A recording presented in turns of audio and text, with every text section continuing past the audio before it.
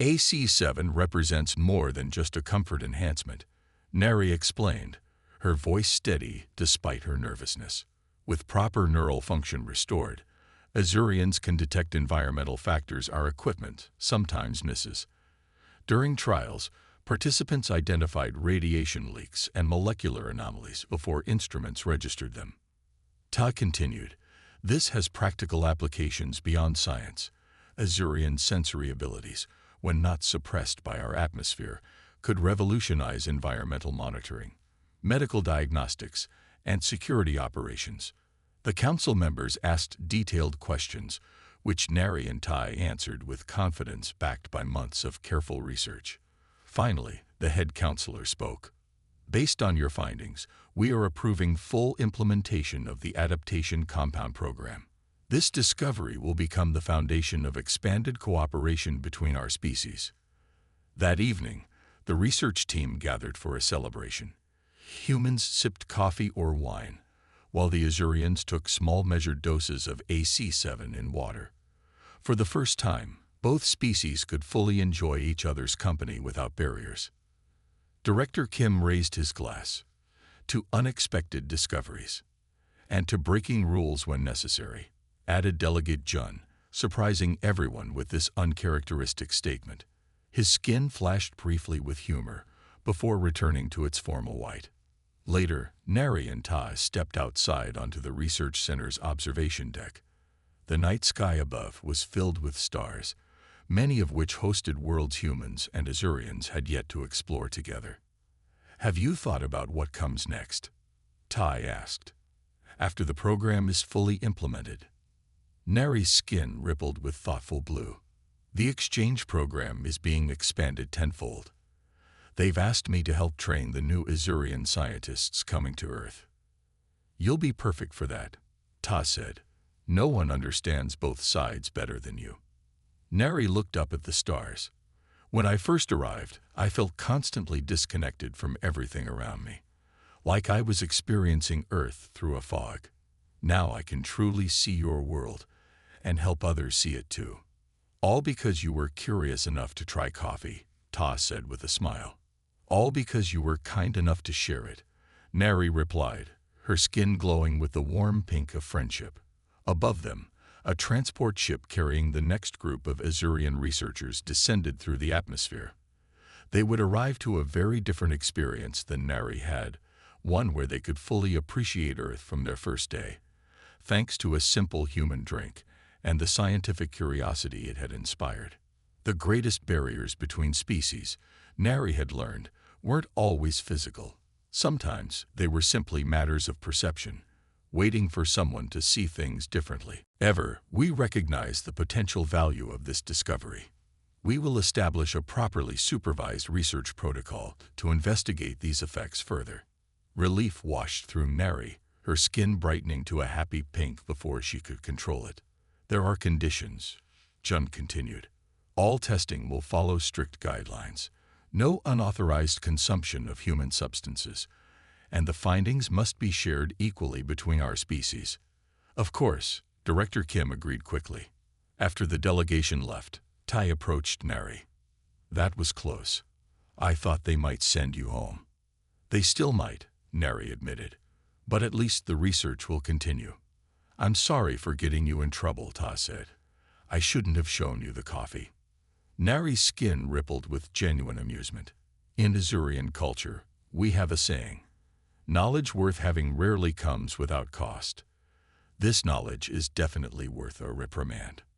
What had begun as a misunderstanding was becoming something much more important, a potential breakthrough in human-Azurian relations, and despite the formal reprimand waiting for her, Neri couldn't help feeling that her accidental discovery might change history for both their worlds. 2 months passed in a whirlwind of carefully controlled experiments. What began as Neri's accidental discovery had grown into the research center's most important project. The lab had been expanded, new equipment installed, and additional scientists brought in from both Earth and the Azurian homeworld. Neri stood before a holographic display, reviewing the latest test results with Ta. Her formal reprimand had been noted in her record, but she remained the project's lead researcher alongside Ta. The isolated compounds are stable, Ta said, pointing to a molecular model floating between them. We've identified the 7 key components from coffee that affect Azurian neural pathways. Neri nodded, her skin glowing with professional satisfaction. And we've removed the caffeine entirely. The new formula provides neural clarity without any stimulant effects. What they now called adaptation compound AC7 had moved beyond coffee. The team had isolated the specific molecules that counteracted the effects of Earth's atmosphere on Azurian physiology, then synthesized a more stable, longer-lasting version. The lab door slid open as Director Kim entered with Delegate Jun. Both looked pleased. The Joint Committee has reviewed your progress, Director Kim announced. They've approved the next phase of testing. Jun's skin showed the deep blue of formal approval. 20 Azurian volunteers will arrive next week to begin extended trials. If successful, this could change everything about our presence on Earth. After the officials left, Nari and Ta continued working, their movements synchronized after months of collaboration. They had become more than colleagues. They were friends who understood each other across the divide of their different species. I still can't believe we got here because you broke the rules, Ta said with a smile. Nari's skin flickered with amusement. Sometimes rules need to be questioned. That's how science advances. The volunteer trial exceeded all expectations. Azurians taking the AC7 compound maintained full sensory capacity and normal energy levels for extended periods in Earth's atmosphere. Their cognitive tests matched baseline scores from their homeworld. Most importantly, they reported feeling comfortable on Earth for the first time. 6 weeks later, Nari and Tai stood before the Joint Scientific Council, 12 leaders from both species who would determine the future of their work. The grand meeting hall in the embassy was filled with officials, scientists, and media representatives. Caffeine, mainly. Want to analyze some? I know you can't drink it, but maybe it's interesting chemically. Ta brought her a small sample in a clear container. Nari retrieved her portable analyzer from her pocket and scanned the liquid.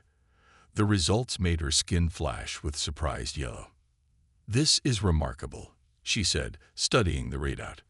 These compounds are structurally similar to Vitha extract from my homeworld, a medicinal plant we use for mental clarity during important ceremonies. Really, that's fascinating, Ta said. Convergent evolution across planets. As Tai turned to greet a colleague, Nari stared at the coffee. The chemical similarities were striking. On her world, Vitha was used to counter the effects of sensory overload. Could coffee perhaps address the sensory dampening Azurians experienced on Earth? She glanced around. No one was watching. The protocols were clear, no human consumables, but this was a unique research opportunity. Just a drop would be enough for basic analysis. Carefully, Nari dipped her finger into the liquid and touched it to her tongue, expecting the bitter taste described in the files. What she didn't expect was the immediate effect. Like a fog lifting, her senses sharpened. Colors brightened. Sounds became clearer. The perpetual heaviness in her limbs vanished. For the first time since arriving on Earth, she felt fully herself. Nari, are you okay? Ta had returned, looking concerned. Your skin is doing something I haven't seen before.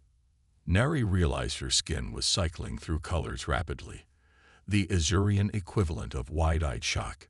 She forced her coloration to stabilize. I'm fine, she said, though her mind raced with implications. The music just changed to a particularly interesting pattern. Ta looked skeptical, but didn't press. As the gathering continued, Nari carefully observed her own reactions. The effect was temporary but undeniable. This accidental discovery could change everything about Azurian-human relations. The only question was whether to report it, or to investigate further on her own first. The next morning, Nari woke earlier than usual. The effects of the coffee had faded, but the memory remained vivid. She had experienced Earth with full clarity for the first time. The colors, sounds, even the subtle vibrations of the building systems, everything had been sharper, more present. She needed to understand exactly what had happened. As the research center slowly came to life around her, Neri slipped into her laboratory. No one would question her early arrival. She had already gained a reputation for dedication. Using her personal equipment rather than the lab's shared systems, she began analyzing the sample of coffee she had secretly kept. The chemical composition was complex. The caffeine was only part of what made it interesting. There were other compounds, antioxidants, acids, and trace minerals, that together created something remarkably similar to Vitha extract from her homeworld. Is this a cultural study I'm unaware of? Senior researcher Doe asked, suddenly appearing behind her. Neri's skin flashed alarmed orange before she could control it. Senior Doe, good morning. I was just examining the human beverage. For cultural understanding. Doe looked skeptical. Remember protocols, junior researcher. Observation only, no consumption. Of course, Neri said, but after Doe left, she returned to her analysis with even greater determination. By midday, she had developed a theory. Earth's atmospheric composition, specifically its higher nitrogen content, affected Azurian neural pathways in ways that dampened sensory input. This was why her people found extended Earth stays so difficult. But certain compounds in coffee seemed to temporarily counteract this effect. She needed more data. More importantly, she needed to test her theory again. During the lunch break, Neri found Tai in the cafeteria. Would you explain more about coffee? She asked, trying to sound casual. It seems central to human research practices. Todd laughed. That's putting it mildly. Want to see how we make it? He led her to a small kitchen area where researchers prepared their own drinks. Ta showed her the coffee maker, explaining how hot water filtered through ground beans. Different beans have different flavors, he said. Some stronger, some milder. And the effects vary as well. Neri asked. Somewhat. Stronger coffee has more caffeine, which gives more energy but can make humans jittery. Todd prepared a fresh cup. Some people are more sensitive than others. When Tai was called away by another researcher, Neri seized her opportunity. She collected a small sample of the fresh coffee and hurried back to her lab. This time, she prepared a more controlled experiment. Using a medical scanner designed for Azurian physiology, she took baseline readings of her neural activity. Then, carefully, she placed just 3 drops of coffee on her tongue. The effect came more quickly this time. Her neural scanner recorded everything. Increased synaptic activity, enhanced sensory processing, improved cellular energy production. Most importantly, the brain patterns matched exactly what would be considered normal on her homeworld. The coffee wasn't stimulating her beyond normal parameters. It was restoring her to her natural state by counteracting Earth's atmospheric effects. This discovery could change everything. If Azurians could function normally on Earth, longer missions would be possible. Cultural and scientific exchange could expand dramatically. Neri was so absorbed in her findings that she didn't notice Tai enter the lab until he spoke. Nari, what are you working on that's so fascinating? She jumped, accidentally knocking over the container of coffee. The dark liquid spilled across her hand, absorbing through her semi-permeable skin much more quickly than the few drops she had tested. For a moment, Neri froze, expecting adverse reactions. Instead, clarity washed over her with unprecedented intensity. Every sense sharpened beyond what she had experienced before. She could hear conversations 3 rooms away, detect the subtle electrical currents running through the lab's walls, even sense the distinct biochemical signatures of different humans in the building. Are you okay? Tai asked, noticing her stillness. Your skin is doing that color-changing thing again. I'm fine, Neri said, though her voice sounded strange even to herself. More melodic, the way Azurians spoke on their homeworld. Actually, I'm better than fine. I've made a discovery. Without planning to, she found herself explaining everything. Her first taste of coffee at the gathering, her secret analysis, and now this accidental larger exposure. The coffee compensates for the neural suppression Earth's atmosphere causes in my species, she concluded. For the first time since arriving, I'm experiencing your world as I experience my own. Tay's expression changed from concern to amazement. That's incredible, but won't you get in trouble for breaking protocols? Possibly, Nari admitted, her skin now pulsing with determined purple. But this discovery is too important to ignore. We need to document everything properly before reporting it. What had begun as simple curiosity was now the most significant xenobiological finding in the exchange program's history. And it had started with nothing more than a human drink. Word of Nari's discovery spread quickly through the research center. By the following morning, most of the human scientists knew that coffee had unexpected effects on Azurian physiology. What began as scientific excitement soon turned complicated. Nari arrived at the main laboratory to find Director Kim waiting for her, his expression serious. Beside him stood senior researcher Do, whose skin pulsed with the deep red of Azurian disapproval. Junior researcher Nari, Do said formally, "You have violated primary safety protocols by consuming human substances." Nari's skin flickered nervously between blue and green. "I can explain the scientific significance. The Azurian embassy has been informed." Director Kim interrupted gently. "They're sending a delegation this morning." Tai entered the room, carrying a datapad. "I've compiled all our findings about the coffee effect," he said, then noticed the tension. "Is everything okay?" "Specialist Nari is being recalled to the embassy," Do stated. "The exchange program may be terminated due to this breach." Terminated? Ta looked shocked. But this is a breakthrough. The coffee compounds allow Azurians to function normally in our atmosphere. Director Kim sighed. The Azurian government is concerned about unpredictable reactions. They view this as a possible health risk, or worse, an intoxicant. "It's not an intoxicant," Nari protested. "It restores our natural function." The data is clear. Their argument was interrupted by the arrival of 3 Azurian officials. Leading them was Delegate Jun, the highest-ranking Azurian on Earth. His formal robes and completely colorless skin indicated his important position. Junior researcher Nari, Jun addressed her without greeting. "You have created a diplomatic incident by consuming human substances without authorization. Your actions suggest Earth compounds may cause behavioral changes in our people." Nari stood straighter. "With respect, Delegate, the behavioral change is a correction, not an alteration. The coffee compounds counteract the neural suppression caused by Earth's atmosphere." Jun's skin remained colorless, revealing nothing of his thoughts. "The embassy cannot risk diplomatic incidents. If our people begin consuming human substances and showing altered behaviors, humans may perceive us as unstable or unreliable." Director Kim stepped forward.